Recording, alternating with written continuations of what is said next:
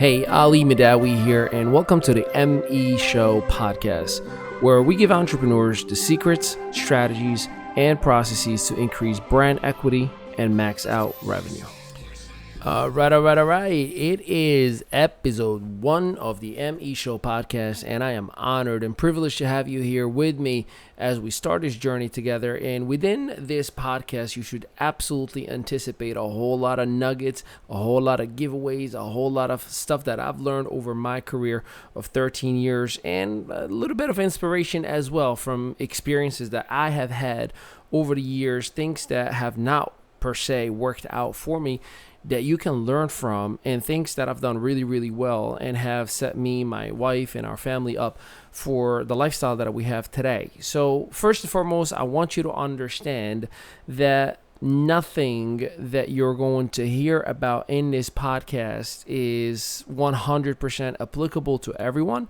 And at the same time, anything and everything is possible for everyone, but the common denominator between those who will succeed from the information that will be shared here and those who will not is simply application. So absolutely take notes. Make sure that you are reaching out to us in any of our social media assets, whether it is on Facebook, whether it is on Instagram, or simply just Google Ali Mehdaoui, and you can find us everywhere, as we do exist on the net, and we can definitely work with you at your own capacity. So first and foremost, if you may allow me, I'd like to tell you how we got to this point right here and right now, and it starts with June of 2009, where a gentleman, a friend of mine by the name of Doug Mehdaoui, reached out to me and had called over and over again, left voicemails and text messages while I was working in the restaurant business at the time.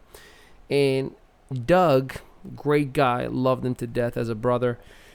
And he stated that he was working with a multi-million-dollar company, and that I needed to take a look, and I would miss out if I don't. And it was something that I needed to be part of. And as you could imagine, I took it upon myself to totally ignore Doug, to not want to have anything to do with it, because as most people, my brain was thinking pyramid scheme, Ponzi scheme, a quick rich scheme.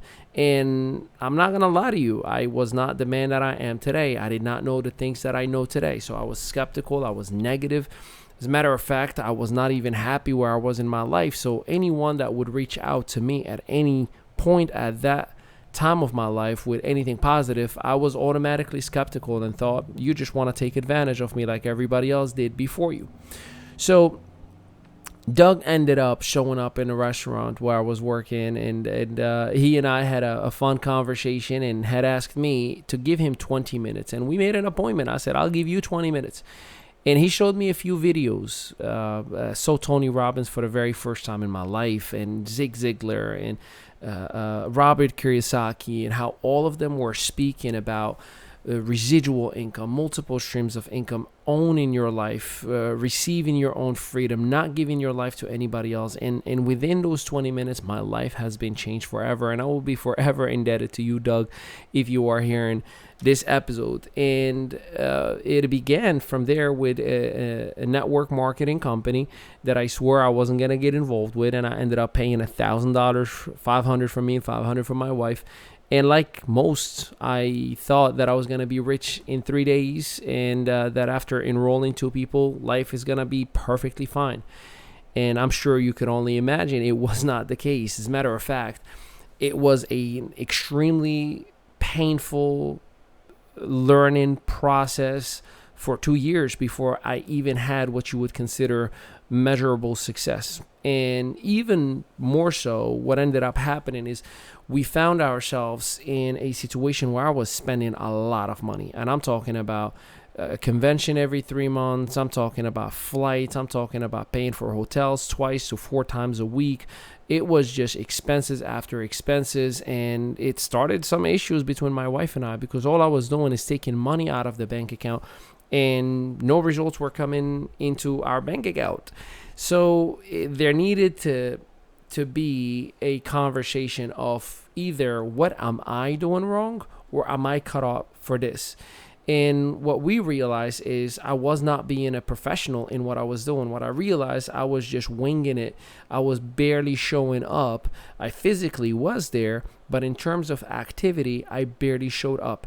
I'll give you an example. It's like that person that is part of a gym and pays their monthly membership, but shows up for 20 minutes, does some walk, not even a run, on the treadmill, stretches a little bit, and as soon as he or she gets out, it is nothing but burgers, beer, donuts, and just absolute horrible behavior. So that was me, and I needed to make a decision, and thank God we did. So I decided to become a professional network marketer at the time. That was the hot thing to say. And it came at a price. I went to many seminars. I went to many masterminds. I've paid many coaches. I've purchased many courses and modules and books and anything under the sun that you may think of. I was part of it. And at first, my wife and even myself were wondering, you're spending a lot more money than you said you were going to stop doing. Where is these results? And then I had to develop myself. Personal growth was an absolute important element that just was not a thing that I understood fully. So the more that concept of personal development started to kick in, the more attractive I started to become to those who were around us and in a social media space. The more people became attractive, the more I actually fed off of that. I loved the idea that people were noticing my growth, and I did not want to disappoint, to the point that I not only started learning so much more, but at 1 year alone, actually between 2 years, we spent about $50,000+ on masterminds and coaching and private mentorship and things of that nature. And it wasn't because I needed to flex my muscles, financially speaking, but because I knew that's what I needed to actually do. I knew that you go to a 4-year college because you get higher education, and whether you need it or not, that's not the discussion in here, but the foundation of that education just makes you better. It exposes you to more data. It exposes you to more critical thinking, and that's what that became for me, where I needed to create my own style of university or style of education within those who were in my space. And let me tell you, 2015, 16, 17, 18, all the way up to 19 were some of the best years that I've personally had from branding, from selling a book that sold in 7 countries, from expanding our network at the time to 15 countries, from having hundreds and hundreds of private clients all over, whether they were on Facebook groups, whether they were private clients, whether they were in different masterminds, speaking all over the world. It was just an incredible season for us. And the one thing that was always happening is when it came to network marketing specifically, the more I would rise to the top, the harder the fall would be. And what I mean is, I'm sure you probably know where this is heading. I would go all out and build these massive networks and create hundreds of millions of dollars of production for these network marketing companies. And the first one sold in 2015. And I mean, it left us flat on our faces. It was just horrible of a feeling, especially that was the first time I went through something like that. 9 months later, a second company had issues with the FTC where their reporting and their factual data did not match. Second punch, even worse. Especially we've built that company in 6 countries right after what took place in our first company. Then it went to a different direction where I got approached by an energy company out of New Jersey. It was not a network marketing company, but they saw value in the profession of network marketing as a distribution strategy and reached out and said, hey, we want you to build a network marketing division for us. And with a handful of people, we did just that. And 100,000 customers later, and you would think a year later, everything is going great. that publicly traded company started essentially taking what I was creating and redistributing it in other places of their companies. Again, this is a $1.6 billion company. So as you can imagine, I was not happy at all seeing what actually was taking place with my content that I was creating, with my information that I was providing.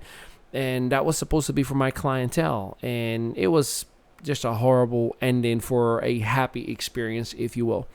But that's when I decided I will actually build a brand. I will build something that I own, something that no one can take away from me, something that no one can have direct impact on. And that's when the idea of Mehdaoui Enterprise and the ME logo that is everywhere now is what it is today. So why am I telling you this story is specifically for those of you who are network marketing. You give all out, and that's great. I do the same exact thing. But the one thing that you fail at miserably is not giving yourself the full authority of your brand. In other words, you're selling for a company, their product, their service, their compensation plan, their culture, which is amazing. That's what you're supposed to do.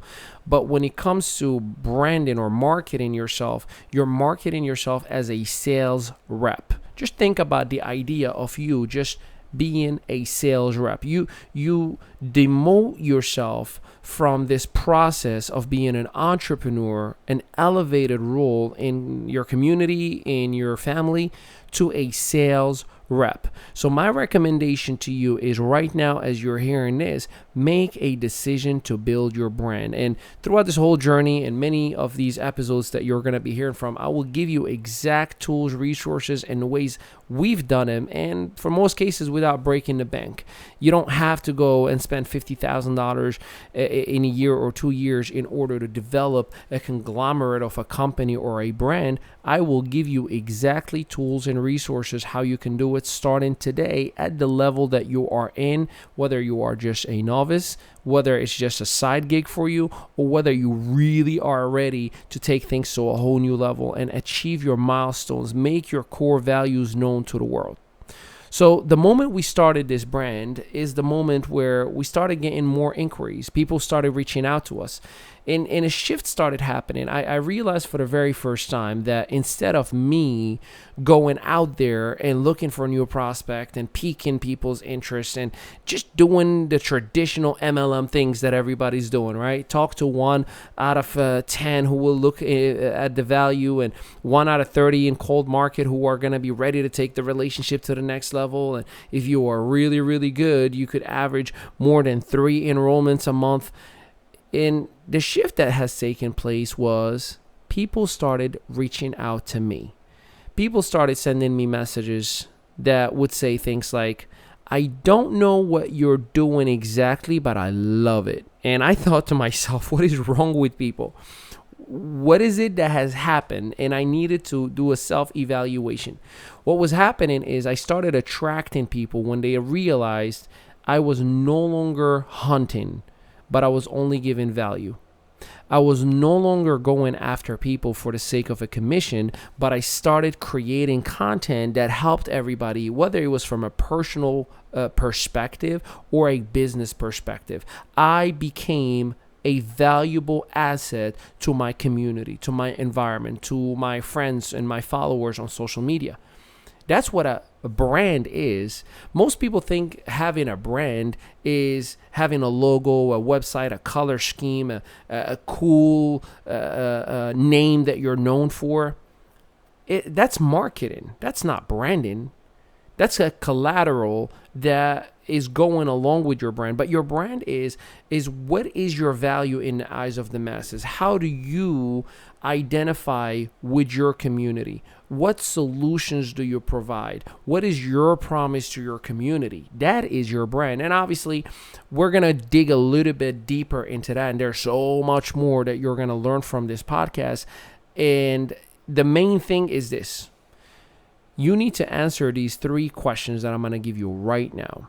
If you are able to answer these 3 questions, you will be able to, at least today and right now, cultivate your brand, to identify your niche, to identify the solutions that you provide. And then on the second part of what I'm about to share with you is 4 questions that are going to help you to operate at a company level, at a corporation level, at a business level, not as a side gig level, because you are bigger than side gig.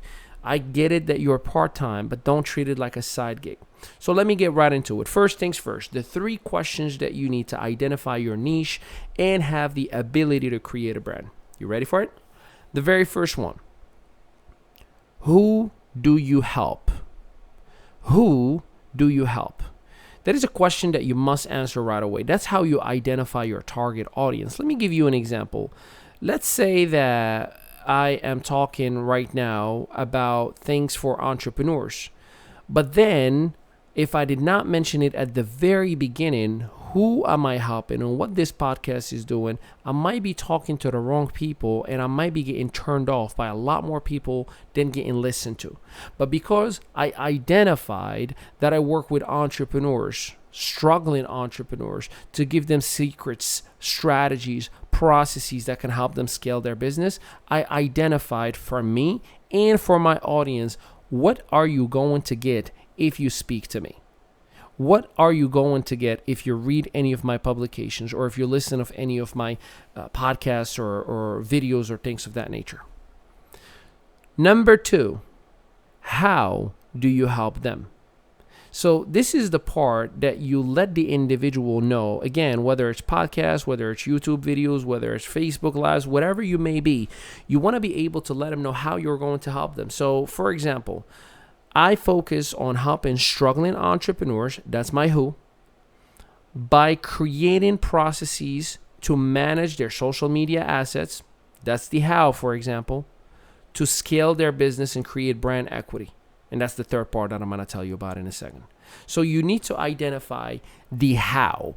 If I know how you're going to help me, I'll come back for more because I will identify that is an area that I need help with. Third question is, what do you help or what result do you create? So the first one is, who do you help? The second one, how do you help them? And the third one, what results do you create? I need to know what's the end result. I need to know that I'm either going to scale my business, generate more clientele, sell more homes, have more prospects, more leads, whatever it may be. The what component, though, the results that you're going to create, that's the last one. See, what most people do when they're asked, what do you do? They say, I'm a carpenter. I'm a business coach. Yeah, that's great. That's a title. That's not what you do. See, when I know who do you help, how do you help them, and what results you create, now that gives me an extensive understanding of what you actually do. 3 questions that will absolutely change forever the way your business is. And it changed everything for me. Every time I start a Facebook Live or every time I'm speaking on any platform or in a panel or an interview, I always let right off the bat, the moment I start, who do I help, how do I help them, and what are the results that I create? That way I capture the right audience immediately and right away. So that is the 3 components that you need to start with right now in order. And please, if you're driving, do this when you're home. Don't try to write or type in your phone while you're driving. Now, the 4 questions that I'm about to give you are operational questions. So the first 3 are for branding and marketing. The second set of questions, these 4, are for operation purposes. Number 1, what is your vision? What is your vision? This is such an easily missed piece of the puzzle. You know, when you want to raise money, when you want to acquire a client, when you want to build a team, if they don't see your vision, if they don't actually see it, feel it, they feel like they lived it, you're not going anywhere. You're absolutely not getting anywhere, as a matter of fact. So the mistake that everybody makes when it comes to a vision, simply this. They say, oh, in 3 to 5 years from now, I see myself. Now, that's not your vision. That's what's going to happen in the future. See, a vision is what was, what is, and what will be. When somebody asks me about my vision or my end goal or my favorite thing, even when they ask, hey, So what is it that you actually are building? Or why are you doing what you're doing? Or why did you start Mehdaoui Enterprise? That's my greatest pleasure to let them know. And what I do is I say, it's funny, you should ask. Or it's a long story. Either way, it's a lot of fun for me to answer that question. And here's how it goes. I start with my past, how I got married with my beautiful bride. Back when we were in 22 and 21 years old.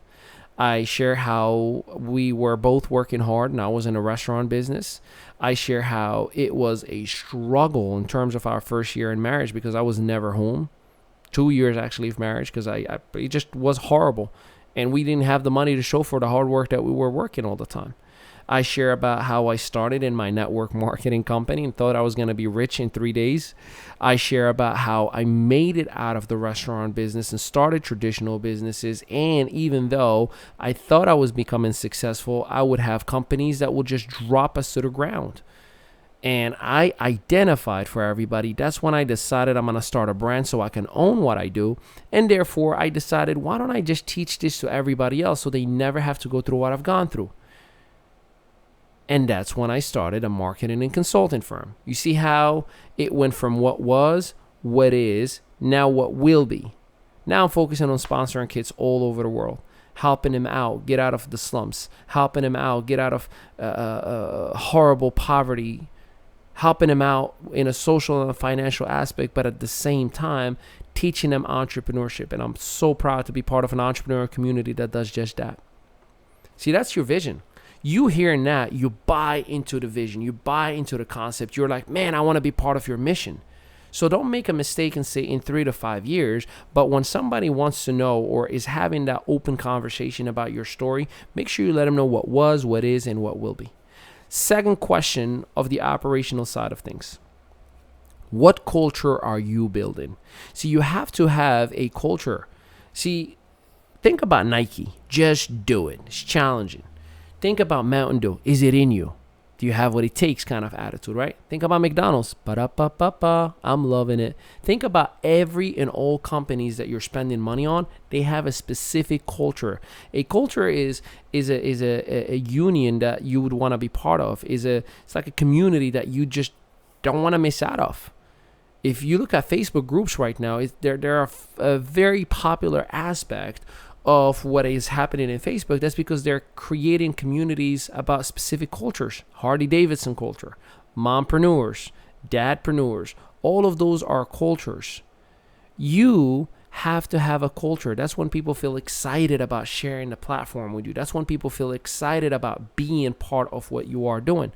And that'll help you identify your demographic even better. So the best way to create a culture is imagine yourself in a stadium or in a sold out event that you are the highlighted speaker and you just finished talking. It's your 100% your event. And now you're walking off that stage and people are coming to you asking you for, can we take a picture? Can you sign an autograph? Can you share one last thing with me? Imagine the kind of people you're talking to. Are they parents? Are they couples? Are they youth? What kind of demographic? And there's no wrong answer. Any of those individuals that you can think of, write them down. That's your subconscious mind speaking to you about who belongs in your culture. That way, you could be in an airport sitting down. If you understand your culture, you understand who belongs in your culture, you can pinpoint your prospect from a mile away, and you know for a fact you have the highest chance that that individual will end up doing business with you.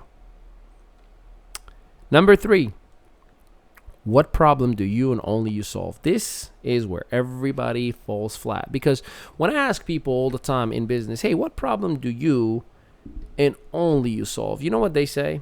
Oh, I can help people be motivated. I can help people lose weight. I can help people with this and that. Well, my friend, that's not a problem that you're solving, because I can go to Google or YouTube right now and I'll find 1,000 people who say the same exact thing. What it comes down to is, what problem have I solved in the past that now becomes my responsibility to share with everybody in the future? See, entrepreneurs, we just figured out solutions to certain things and then we started charging other people for them. That's really all it comes down to. See, if you fix your credit that was ruined at once upon a time, you now can sell classes about how to fix credit. If you were negative and not motivated and going through horrible circumstances over and over and over, and you created a process to get yourself out of that, you now can solve that problem. This is where it's okay to be vulnerable, honest, and truthful about your past and about every single issue, challenge, problem that you've had. And guess what? This will eliminate the concept of competition. This will allow you to have your own DNA in the business community, that no matter what people say, oh yeah, no, I listen to Les Brown all the time, but even if after watching his videos, I don't feel like doing anything. Well, that's where you can say, well, let me share with you my story. I was molested as a child. I was homeless at one point of my life. I attempted suicide at the age of 19. I built 7 traditional businesses and lost them all to Hurricane Sandy. I've built hundreds of millions of dollars of companies, and they pulled everything from under me. And with all of that, I am still standing here with a successful company and a successful brand and a successful life and a successful marriage. And here's the thing. Les Brown wouldn't get on the phone with you like I am right now. And this is why I don't care who is out there. I don't compete. I only collaborate. So open up to what you've overcome. It will give you your own identity.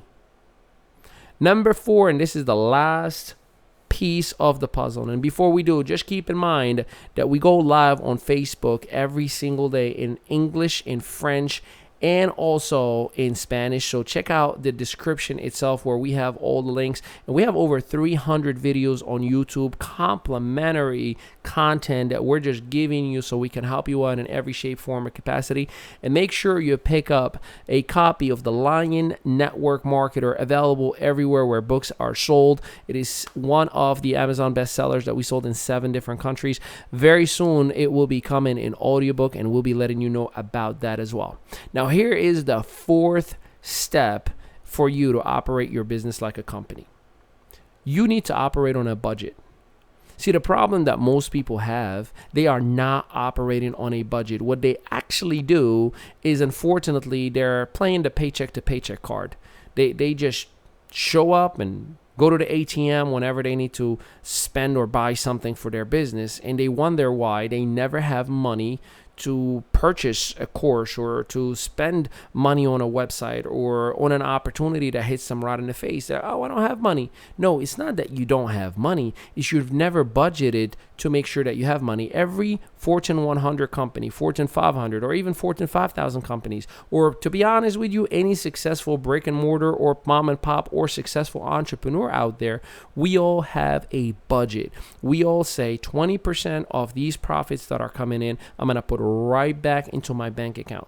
18% is going to collateral. 5% is going through preparation and supplies and so on and so forth.